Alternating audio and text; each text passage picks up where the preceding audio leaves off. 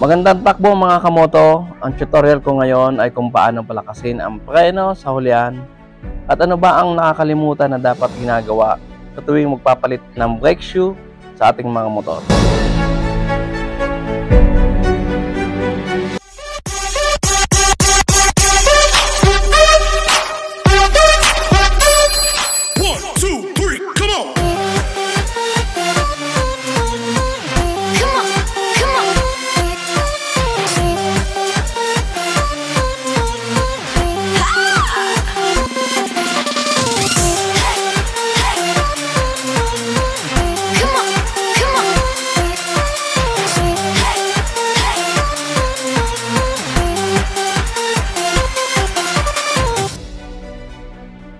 Tanggalin mo muna ang sagabal tulad ng muffler, pero bago kayo magbaklas, spray muna ng WD-40 para mas madali.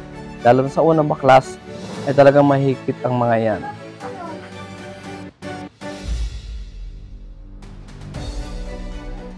Tips ko lang sa gumagamit, lalo sa baguhan, tulungan nyo ang impact wrench sa pagbukas.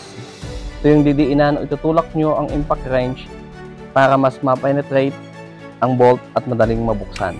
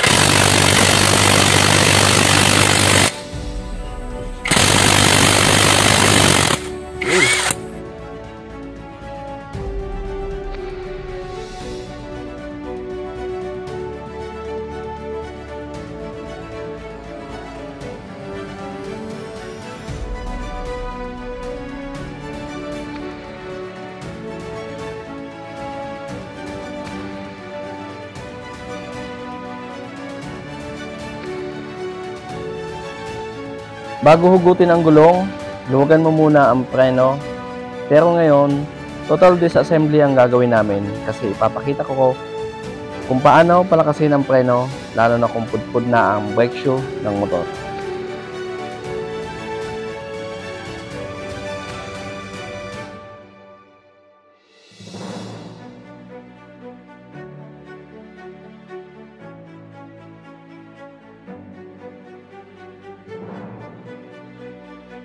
At dito sa tire hugger na pinapatungan ng water coolant reservoir, tanggal mo muna kahit isang screw bolt para makabuelo ang gulong.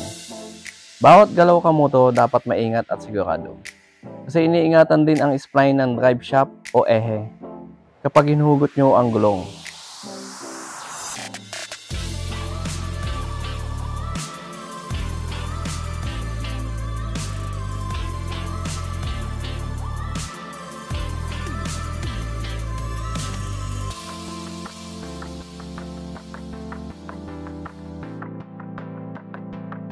Sa pagtanggal ng brake shoe, tumba o itagilid mo muna ang bawat side kasi may spring yan na pumipigil.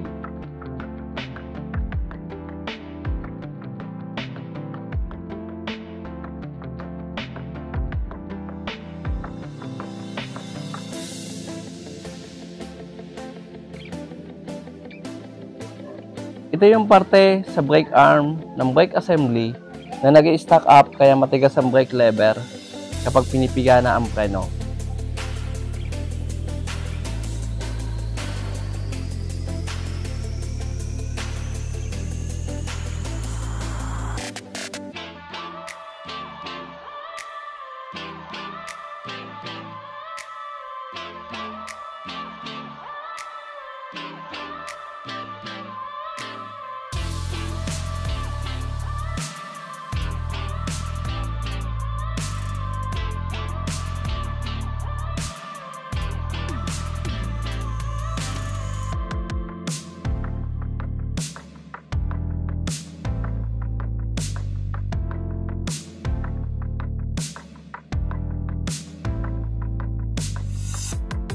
Sa parting ito, tamang hugas lang ng dishwashing liquid. Iwasan nyo ang gasolina kasi mayroong oil seal na pwedeng matunaw sa katagalan kung sakaling mababad sa gasolina.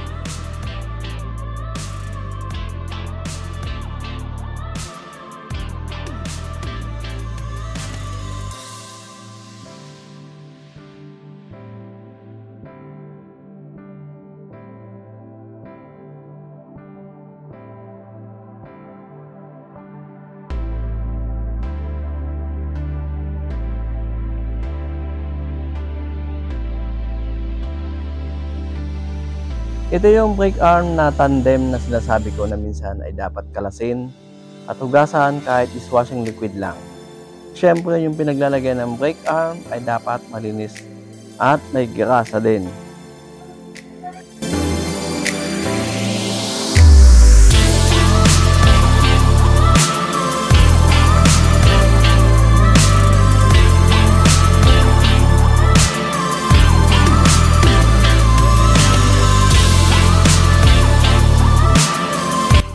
Itong swing arm ay pwede rin hugasan bago lagyan ng grasa.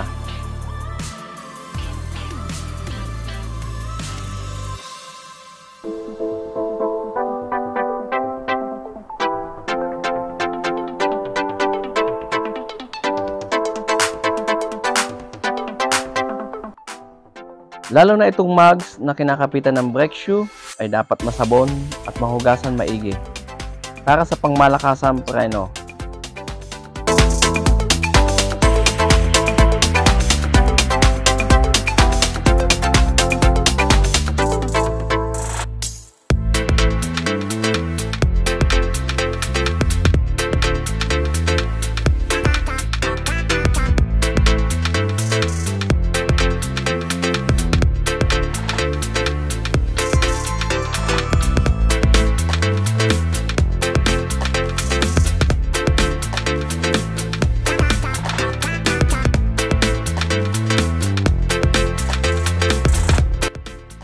Ito naman ang mga dapat lagyan ng grasa para mas tumagal ang piyesa, iwas kalawang, iwas stock up, at lumakas ang preno sa hulyan ng motor.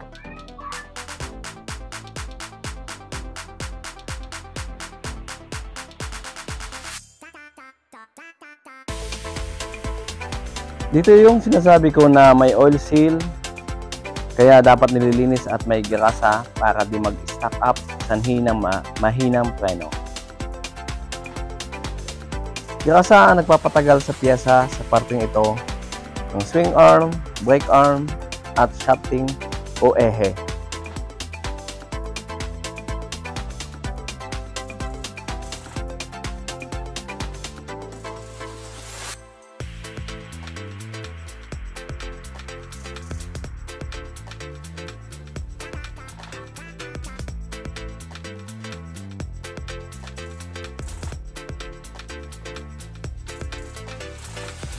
Ito yung special mention natin na kailangan may grasa.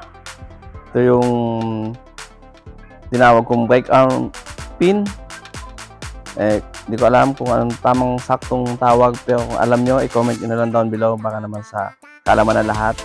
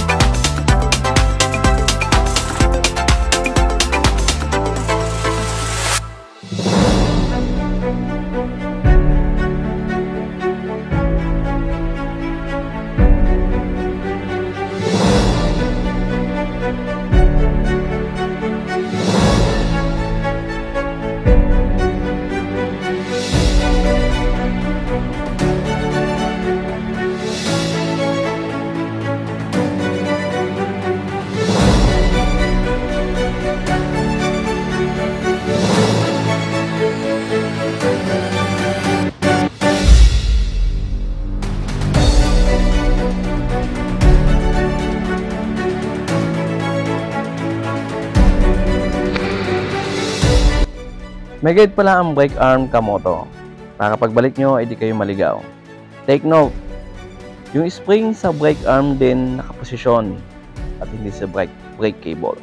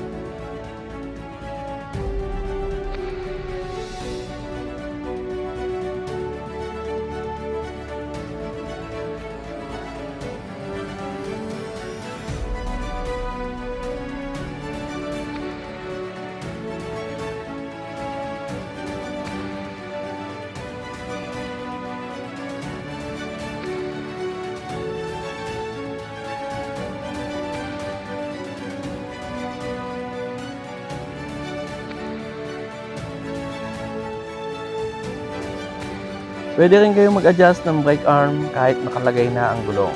Malambot na ang pag-adjust dahil may girasa na ang Kamoto.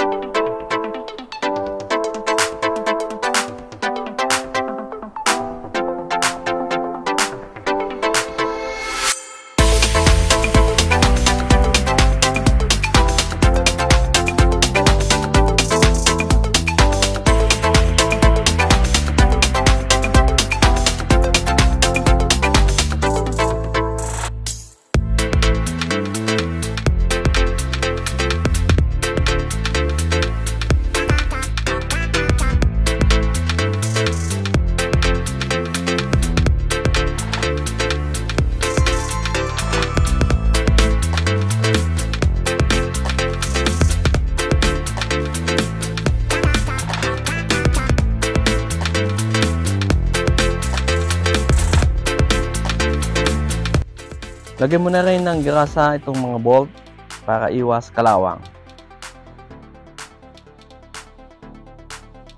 Sa baguhan na gumagamit ng impact wrench, mas safe kung kamay muna ang unang suksok o pihit kapag ibabalik na ang mga bolt para iwas magkamali.